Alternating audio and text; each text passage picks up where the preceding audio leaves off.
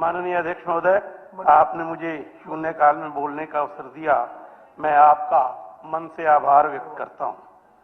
और शून्यकाल में अपने क्षेत्र से संबंधित कुछ ऐसी बातें जो जनहित की हैं, लोगों को वो बातें पूरी हो जाएं तो लाभ मिलेगा और कई समस्याओं से छुटकारा मिलेगा। शून्यकाल में मैं उन बातों की तरफ सरकार का ध्यान दिलाना चाहता हूं। सबसे पहले तो हाई टेंशन वायर्स जो घनी आबादी वाले विकसित क्षेत्रों के ऊपर से गुजर रही हैं, वो दुर्घटनाओं का कारण बनती हैं और उन दुर्घटनाओं से कई बार हमने जानी नुकसान देखा है। हाई टेंशन वायर को कृपया घनी आबादी वाले क्षेत्र से जो है वो हटाया जाए, ऐसा मैं सरकार से मांग करता हूं।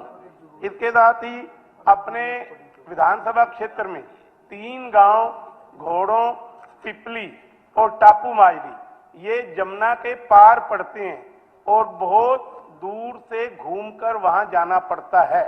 वहां के लोगों को समस्या है डे टू डे कामों के लिए, दिन प्रतिदिन के कामों के लिए जब उनको जिला मुख्यालय या तहसील मुख्यालय पर आना होता है तो उनका बहुत समय उसमें लग जाता है। वहां के लोगों ने पिछले चुनाव में चुनाव के बहिष्कार की धमकी भी दी थी और एक गांव ने तो बहिष्कार किया था। इसलिए मैं सरकार से मांग करता हूं कि जमुना पर पुल बनाकर जो जिला मुख्यालय तहसील मुख्यालय से घोड़ों, पिपली, टापू माजरी की दूरी है उसको कम करने में महत्वपूर्ण भूमिका वो पुल निभा सकता है। यमुनानगर एक बहुत बड़ा औद्योगिक क्षेत्र है और उस औद्योगिक क्षेत्र में कोई भी ट्रांसपोर्ट नगर या ट्रक अड्डा नहीं है, जिसकी वजह से सड़कों पर ट्रक खड़े होते हैं, यातायात में वो बाधा का कारण बनते हैं। वहां पर एक ट्रांसपोर्ट नगर का निर्माण किया जाए। और इसके साथ ही बहुत समय से मैंने ये प्रश्न भी लगाया था और हम अर्थात सरकार उस प्रक्रिया में आगे बढ़ रही है। मेडिकल कॉलेज तक 4 मार्गी सड़क का निर्माण किया जाए, क्योंकि मेडिकल कॉलेज और वहां हॉस्पिटल 500 बिस्तर का बनेगा। वहां की अप्रोच जो है वो बहुत टाइट है, ज्यादा बिजी रहती है, तो एक 4 लेनिंग मार्ग का निर्माण किया जाए। सरकार ने सकारात्मक रुख अपनाते हुए उसको ई भूमि पोर्टल पर इंडेंट को लोड किया है और मैंने लोगों से बात की है, बात बन जाएगी, जमीन मिल जाएगी। उस वहां पर मेडिकल कॉलेज तक के लिए 4 मार्गी सड़क का निर्माण किया जाए। इसके साथ ही हर फसल का मूल्य सरकार फसल की बिजाई से पहले तय करती है। गन्ना ही एकमात्र ऐसी फसल है कि प्रदेश सरकार उसका मूल्य बिजाई से पहले तय नहीं करती और गन्ने का एरिया रकबा प्रतिवर्ष कम हो रहा है, इसलिए गन्ने की फसल का मूल्य बिजाई से पहले यदि घोषित कर दिया जाए तो किसान गन्ने की ओर प्रेरित हो सकता है। इसके साथ ही ग्रामीण क्षेत्र में तालाब सबसॉइल वाटर को रिचार्ज करने का या उसका लेवल बढ़ाने का एक महत्वपूर्ण भूमिका हुआ करता था। अमृत सरोवर योजना के तहत तालाबों को ठीक करने का काम शुरू किया सरकार ने, उसके ऊपर ज्यादा ध्यान देने की आवश्यकता है। सभी तालाब यदि ठीक हो जाते हैं तो जो भूमिगत जल स्तर प्रति वर्ष नीचे जा रहा है उसको रोकने में मदद मिल सकती है। इसके साथ ही एक नगरीय क्षेत्रों में वैध कॉलोनी और अवैध कॉलोनी और प्रॉपर्टी आईडी ये लोगों के लिए बड़ी चिंता का कारण बने हुए हैं। कृपया इसकी तरफ भी सरकार सकारात्मक रुख अपनाते हुए इस समस्या का समाधान करके लोगों को राहत देने का काम करे। इसके साथ ही नगर निगम में तथा जिला स्तरीय अस्पताल में जो क्लास 4 के एम्प्लॉइज हैं, जितने स्वीकृत पद हैं उनकी संख्या उससे कम है। कृपया स्वीकृत पदों के अनुरूप कर्मचारियों की संख्या बढ़ाकर पूरी की जाए ताकि लोगों को मूलभूत सुविधा देने में अस्पताल और नगर निगम सफल हो सके। धन्यवाद। श्री परमवीर सिंह। साहब थैंक यू। स्पीकर साहब, आपके माध्यम से मुख्यमंत्री जी को रिक्वेस्ट करना चाहूँगा और मैं हाउस की सारी सिटिंग में ये रिक्वेस्ट कर चुका हूँ कि जमालपुर टोहाना में गवर्नमेंट पॉलिटेक्निक जो सरदार हरपाल सिंह जी के नाम पे था, चलो वो नाम उनका रिमूव हुआ, पर मैंने रिक्वेस्ट की है हर सेशन में गुरु तेग बहादुर साहब जी के नाम पे इस गवर्नमेंट पॉलिटेक्निक का नाम रख दिया जाए। तो मैं उम्मीद करता हूँ कि इसी सेशन में मुख्यमंत्री जी ये जरूर अनाउंस करेंगे।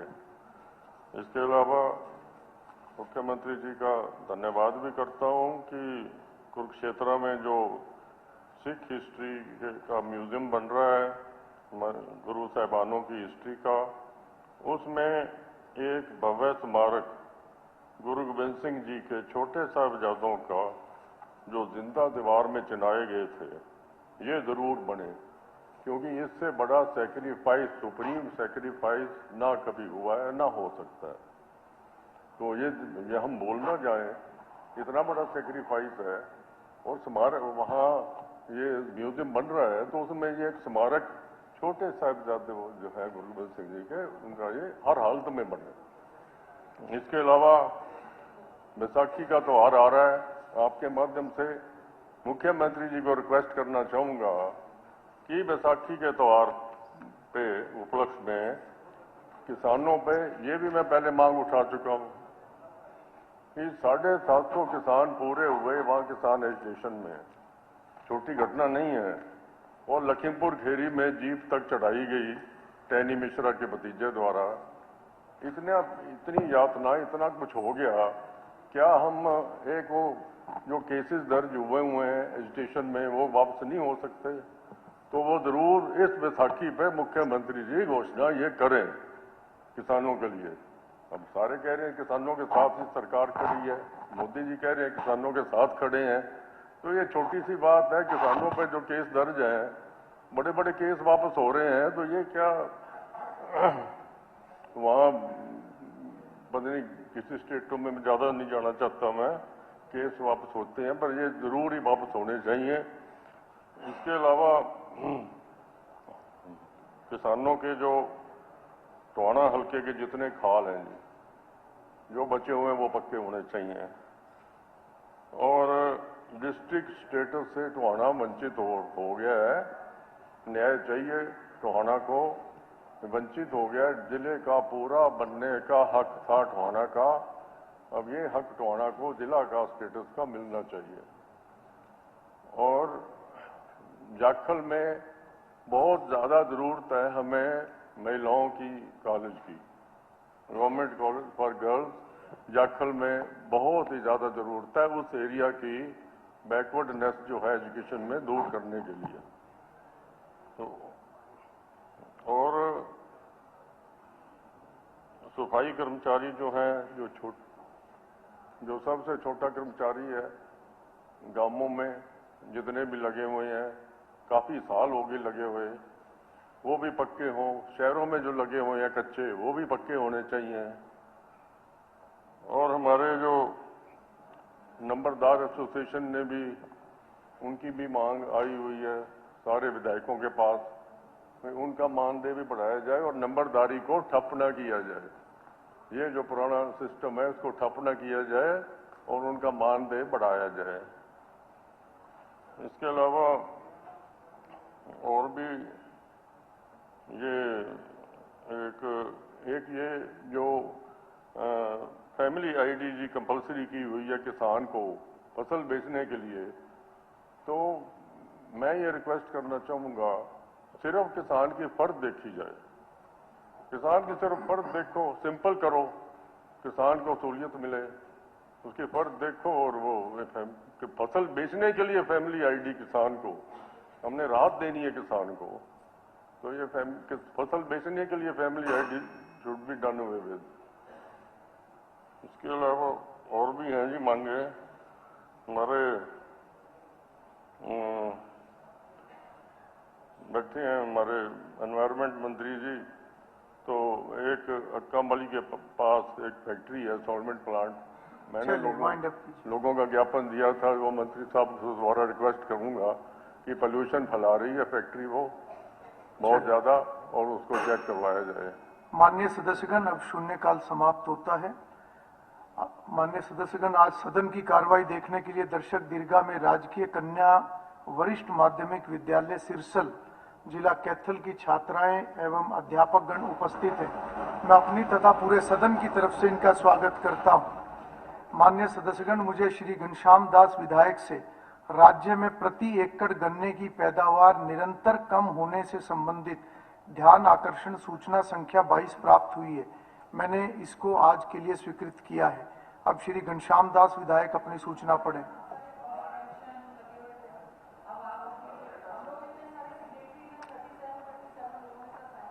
माननीय अध्यक्ष महोदय, मैं बता नियम 73 के तहत ये ध्यानाकर्षण प्रस्ताव मैं आपके माध्यम से सदन के समक्ष रखना चाहता हूं।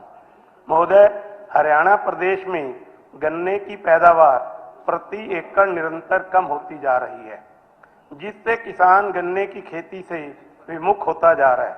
इसलिए निरंतर गन्ने का क्षेत्रफल कम हो रहा है तथा चीनी मिलों को गन्ने की उपलब्धता कम हो रही है। पिछले 3 वर्षों का यदि आंकड़ा देखा जाए तो चीनी मिलों के गन्ना पिराई और कार्य दिवस का विवरण मैं रख रहा हूं, जिससे सहज ही अनुमान लगाया जा सकता है कि हम कितना गन्ने की पैदावार कम हुई है।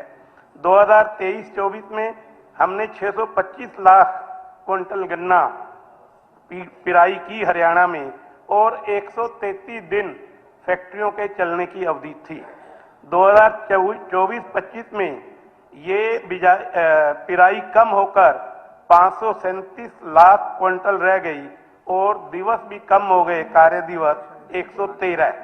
और इस वर्ष 25-26 में जो अनुमानित क्रशिंग है वो 500 लाख क्विंटल की होगी और दिनों की संख्या भी कम होकर 105 हो जाएगी।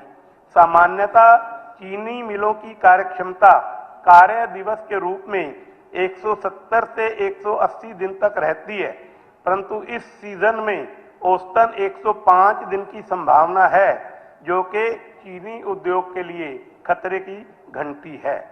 गन्ने की घटती पैदावार, कम उपलब्धता के कारण किसानों को लगातार आर्थिक हानि का सामना करना पड़ रहा है, जो कि बहुत चिंता का विषय है। इसलिए गन्ने की फसल को लाभकारी बनाने तथा चीनी मिलों को गन्ने की पर्याप्त उपलब्धता रहे सशक्त एवं प्रभावी योजनाओं को लागू करना अति आवश्यक हो गया है।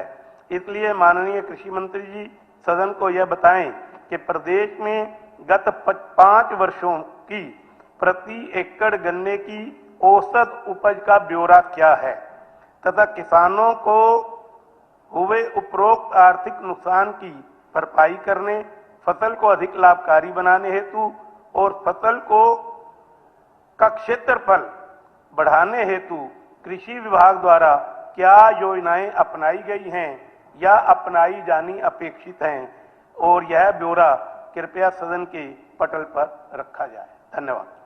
मंत्री जी अपना वक्तव्य प्रस्तुत करें। धन्यवाद स्पीकर साहब। माननीय विधायक घनश्याम दास अरोड़ा जी ने चिंता व्यक्त की है। गन्ने की पैदावार में निरंतर कमी होती जा रही है। किसान गन्ने की खेती से विमुख होता जा रहा है। निरंतर गन्ने का क्षेत्रफल कम हो रहा है। चीनी मिलों की गन्ने की उपलब्धता कम हो रही है। चीनी मिलों की कार्य क्षमता दिवस भी घट करके कम हो रहे हैं। ये वाकई में अध्यक्ष जी चिंता का विषय है कि पहले जैसे काफी साल पहले जैसे गन्ना किसान गन्ने की खेती के लिए जाता था और उत्साहित रहता था, अब कुछ वर्षों में कमी आई है, इसमें कोई शक नहीं है। गन्ना हरियाणा की प्रमुख नकदी फसल है और पिछले गत वर्षों में क्षेत्रफल में और औसत पैदावार में भी उल्लेखनीय गिरावट आई है। लेकिन जैसे अरोड़ा साहब ने बताया कि अभी औसत 108 दिन के करीब, मैं कहूंगा कि कई चीनी मिलों में दिन बढ़े भी हैं। जैसे आप देखेंगे पानीपत है 128 दिन है, करनाल है 130 दिन है, आपका सोनीपत है 140 दिन है, शाहबाद है 121 दिन है। लेकिन ये निश्चित तौर पर जो एवरेज की बात हो रही है वो 108 दिन कार्य दिवस एवरेज के निकाले। पिछले 5 वर्षों में गन्ने के क्षेत्रफल में कमी भी और कई दफा बढ़ोतरी भी हुई है। जहां वर्ष 2020-21 में गन्ने के क्षेत्रफल में 2,46,357 एकड़ था, इसे बढ़ाकर गन्ने का क्षेत्रफल 2021-22 वर्ष में और 2022-23 में 2,63,999 एकड़ हुआ। तो इस तरह से कई दफा बढ़ती भी है, कई दफा घटती भी है। लेकिन अब जो है निरंतर जो है इसमें कुछ वर्षों में इसमें गिरावट जो आ रही है वो चिंता का विषय, उसमें ये पूरे सदन की चिंता का विषय है, इसमें कोई शक नहीं है। क्योंकि सारे विधायक कोई किसी भी पार्टी से है, मैक्सिमम विधायक किसानियत से आते हैं, तो ये सब के लिए चिंता का विषय है। इसमें कई बातें मैं आपको बताऊंगा कि इसके कई कारण हैं। इसमें गन्ने की क्षेत्रफल में कमी होने के कई कारण हैं। इसमें आप देखेंगे कि अध्यक्ष महोदय कि एक तो गन्ने की फसल में बिजाई से लेकर के कटाई तक श्रमिकों की जो आवश्यकता होती है उस अनुसार किसानों को श्रमिक नहीं मिल पाते, और उसके साथ साथ श्रमिकों की उपलब्धता भी नहीं होती, और कई दफा श्रमिकों के मेहनताने में भी लगातार बढ़ोतरी, ये भी एक कारण रहता है। और जिसके कारण किसान गन्ने की बिजाई की बजाय और फसलों की तरफ अट्रैक्ट हो जाता है। किसान के भाई जब उसको श्रमिक नहीं मिलता, तो मजदूर नहीं मिलता, तो उसको थोड़ा सा दूसरी फसल की तरफ जाता है। गन्ने की कटाई के लिए अभी तक, लेकिन माननीय मुख्यमंत्री जी ने इस बजट में काफी बदलाव किया है, काफी कुछ लेकर के आए, मैं बताऊंगा आपको।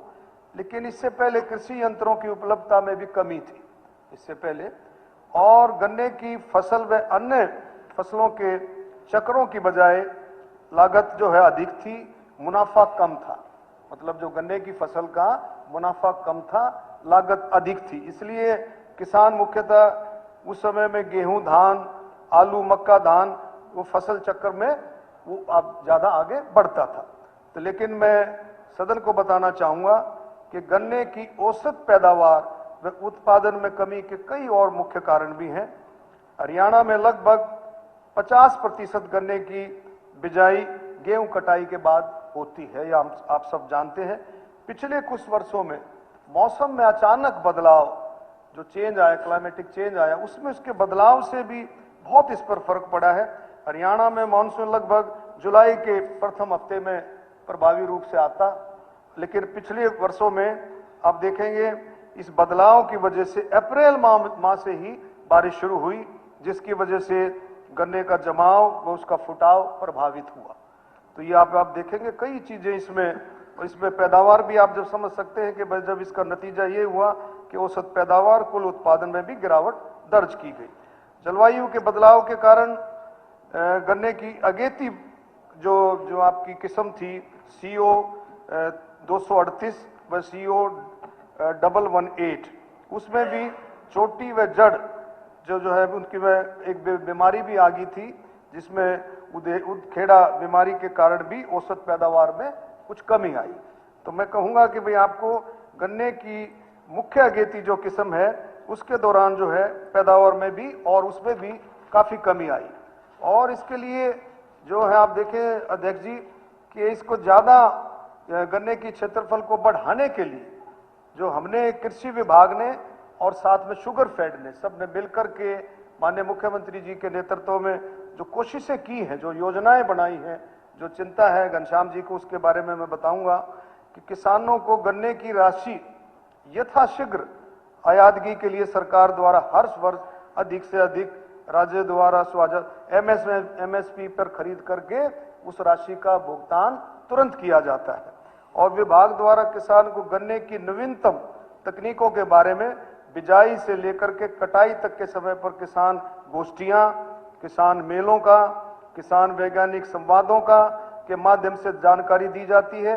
गत 5 वर्षों में गन्ना विभाग द्वारा 225 किसान गोष्ठियां, 15 किसान मेले, 41 किसान वैज्ञानिक संवादों के माध्यम से आप देखेंगे लगभग 28,000 से भी ज्यादा किसानों को जागरूक किया। गन्ने की नवीनता तकनीकों के बारे में प्रचार प्रसार सामग्री जैसे समाचार पत्रों में विज्ञापन भी देना, उसके माध्यम से भी जागरूकता अभियान चलाया गया। और गन्ना जो आपका मिशन योजना के तहत किसानों को उत्पाद बढ़ाने के लिए जो चौड़ी पंक्तियों में जो अब ये नई टेक्निक जो है हमारी सरकार, हमारा शुगर फेड और कृषि विभाग मिलकर के जो कोशिश कर रहा है, किसानों को जागरूक कर रहा है कि नई टेक्निक के हिसाब से आप जो है गन्ना लगाएं, जिसमें सरकार भी सब्सिडी, पहले ये 3,000 रुपये थी, माननीय मुख्यमंत्री जी ने 2026-27 में बढ़ा करके इसको 5,000 रुपये किया है। ये भी एक अच्छा कदम है। आप देखेंगे उत्पादकता बढ़ाने के लिए किसानों को एक आंख से गन्ना लगाने की विधि अपनाने के प्रति 3,000 एकड़, ये भी एक जो है टेक्निक है जो एकल जो जिसको बोलते हैं हम गन्ना लगाने की जो विधि, उसको में भी 3,000 से बढ़ा करके 5,000 रुपये ये किया गया, पर एकड़ किया गया है। तो इसमें भी काफी जो है सफलता मिलेगी, इसमें कोई शक नहीं है। किसानों को स्वस्थ और रोग मुक्त बीज उत्पाद उपलब्ध कराने के लिए भी सरकार प्रतिबद्ध है और 5,000 एकड़ की पर एकड़ की जो है सब्सिडी भी, अच्छा बीज उपलब्ध कराने के लिए सरकार 5,000 रुपये की सब्सिडी गन्ना किसान को देती है। किसानों को गन्ने की नवीनतम किस्मों में जैसे CO 1523 को बीज खरीदने और बीज बना करके बेचने के लिए भी इसमें भी 5,000 रुपये प्रति एकड़ का अनुदान दिया जाता है। तो वित्त वर्ष 2026-27 के बजट में भी सरकार ने कई प्रस्ताव रखे हैं। गन्ने की खेती के लिए टिश्यू कल्चर विधि अपनाने वाले किसानों को पौध निःशुल्क प्रदान किए जाएं, ये भी सरकार की तरफ से, माननीय मुख्यमंत्री जी की तरफ से प्रस्ताव आया है इस बजट में। और वित्तीय वर्ष 2026-27 के बजट में सरकार ने प्रस्ताव रखा है कि सहकारी चीनी मिलें किसानों को उनकी उपज की कटाई के लिए गन्ना हार्वेस्ट ये मशीन जो है गन्ना हार्वेस्टर वो प्रदान करेगी, जिससे अत्यंत गन्ने की कटाई की लागत में कमी आएगी।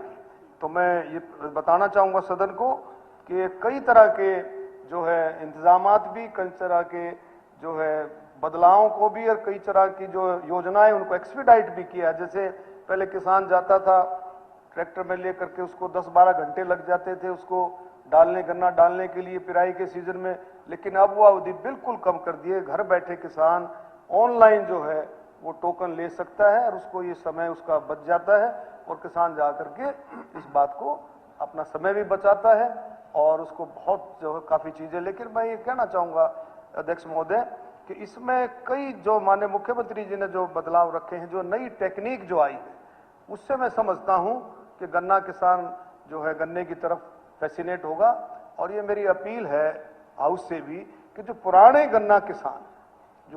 जो गन्ना किसान था उसको हम तैयार करें जा करके अपने हलकों में जा करके।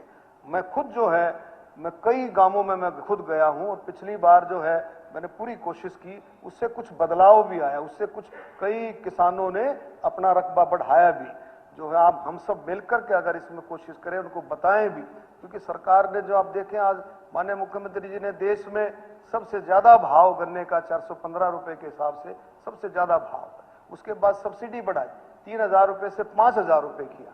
और जो ये नई टेक्निक के हिसाब से आप करेंगे तो उसमें आप कई तरह के, आप उसमें गेहूं भी लगा सकते हैं, आप उसमें सब्जियां भी लगा सकते हैं, उसकी क्यारियां जो बचेगी 4-4 फुट के हिसाब से जो लगेगा। तो बहुत सारी टेक्निक के हिसाब से हम किसानों को जागरूक कर सकते हैं और मुझे पूरी उम्मीद है कि हम सब मिलकर लगेंगे माननीय मुख्यमंत्री जी के नेतृत्व में, तो इसमें निश्चित तौर पर बदलाव देखने को मिलेंगे, क्योंकि माननीय सहकारिता मंत्री अमित शाह जी ने अभी जो नई पॉलिसी आई है उसके पॉलिसी के हिसाब से आप देखेंगे, माननीय सहकारिता मंत्री जी ने कहा कि आने वाले समय में जो विकसित भारत का जो विजन है उसमें शुगर इंडस्ट्री की जो बहुत बड़ा योगदान जो आगे होने वाला है, तो इस बात को भी हम ध्यान में रख करके किसानों को जागरूक करें। और किसान तभी जागरूक होगा जब हम उनको इस बात को समझाने के लिए, पक्का समझाने के लिए, जब उनको लगेगा कि भी मेरी लागत कम होगी और मेरी आमदन ज्यादा होगी, तब जो है किसान को जाकर के इस बात को लगेगा। और मुझे पूरी उम्मीद है कि जब हम सब मिलकर के इस काम को करेंगे तो इसमें सफलता जरूर मिलेगी कि पुराना गन्ना किसान वो दोबारा से गन्ने की खेती पर आए। इसी शब्दों के साथ धन्यवाद। आपकी कोई सप्लीमेंट्री? महोदय, सरकार ने बड़े सकारात्मक कदम उठाए हैं, माननीय मंत्री जी ने उसकी जानकारी दी। निश्चित रूप से ये कदम गन्ने की पैदावार को और रकबे को, एरिया को बढ़ाने में सहायक सिद्ध हो सकते हैं, परंतु इसके लिए मेरे सरकार से 3-4 सुझाव हैं। पहला कि गन्ना 1 साल की खेती है। हम जब गेहूं, धान या आलू, मक्का और धान के साथ इसका तुलनात्मक अध्ययन करते हैं तो तुलनात्मक अध्ययन में अन्य फसलों से किसान को ज्यादा लाभ होता है, इसलिए वो गन्ने की ओर से विमुख हो रहा है। दूसरे, कई बार किसान गन्ने की तुलना पॉपुलर फसल से भी करता है जो 3 से 4 साल में तैयार होती है और उसमें श्रम की भी अनुपातिक रूप से कम आवश्यकता होती है, तो किसान पॉपुलर की ओर भी जा रहा है। इस विषय पर सरकार को सोचना चाहिए कि कैसे हम गन्ना उत्पादक किसान का प्रति एकड़ लाभ सुनिश्चित कर सकते हैं। इसके साथ ही गन्ने की जो वर्तमान में प्रचलित किस्में हैं, मंत्री महोदय ने खुद माना 238 है, 118 है, इसमें चोटी बेधक रोग बहुत ज्यादा आता है और अच्छी फसल जिसके ऊपर किसान मेहनत करता है वो खराब हो जाती है। हमें रोग अवरोधी किस्में विकसित करनी होंगी ताकि किसी किस्मों का अभाव है, ऐसा मेरा मानना है। इसके साथ ही गन्ना, हमें गन्ने का जो बाई प्रोडक्ट है मोलेसिस, शीरा जिसको बोलते हैं, और गन्ने के रस से भी एथेनॉल बनाने की कई इकाइयां या कुछ इकाइयां लगी हुई हैं। यदि गन्ने की पैदावार कम होगी तो जो हम डीजल पेट्रोल में एथेनॉल की मात्रा मिलाते हैं वो हमें उपलब्ध नहीं हो पाएगी और हमें विदेशी मुद्रा ज्यादा ऑयल मंगाने के लिए खर्च करनी पड़ेगी। इसलिए सरकार को निश्चित रूप से जो प्रयास उठाए हैं उसके ऊपर चिंतन की, मनन की, मंथन की और अनुसंधान करने की आवश्यकता है कि उन प्रयासों में और क्या क्या जोड़ा जाए कि गन्ने की खेती की तरफ किसान की प्रवृत्ति बढ़े। ऐसा मैं आपके माध्यम से माननीय मंत्री जी के सामने निवेदन करना चाहता हूं। क्या कोई और माननीय सदस्य इस पे अपनी सप्लीमेंट्री रखना चाहता है? जी मंत्री जी, ये बात सही है क्योंकि ये एक ऐसा विषय है मंत्री जी जो क्योंकि बहुत सारी शुगर मिल्स की कैपेसिटी भी बढ़ाई है, आप लोगों ने कैपेसिटी भी बहुत बढ़ाई है और अगर गन्ने की पैदावार कम होगी तो उनकी वायबिलिटी भी नहीं हो पाएगी। स्पीकर साहब, इसमें सरकार गंभीर है। माननीय मुख्यमंत्री जी के नेतृत्व में कृषि मंत्रालय और हमारा शुगर फेड सारे के सारे गंभीर हैं और पूरा अनुसंधान चल रहा है, पूरा R&D चल रही है कि भाई ज्यादा से ज्यादा अच्छा बीज जो है उसके लिए, जैसे मैंने बताया कि CO 1523 इस किस्म का जो बीज है उसके लिए भी सरकार ने दोनों व्यवस्थाएं करी हैं इसको बनाने के लिए, फिर इसको बेचने के लिए भी 5,000 रुपये प्रति एकड़ का अनुदान सरकार ने फिक्स किया। तो पूरा सरकार गंभीरता से काम कर रही है। निश्चित तौर पर इसमें आगे आने वाले समय में आपको काफी बदलाव देखने को मिलेगा। ये मैं निश्चित कर सकता हूं।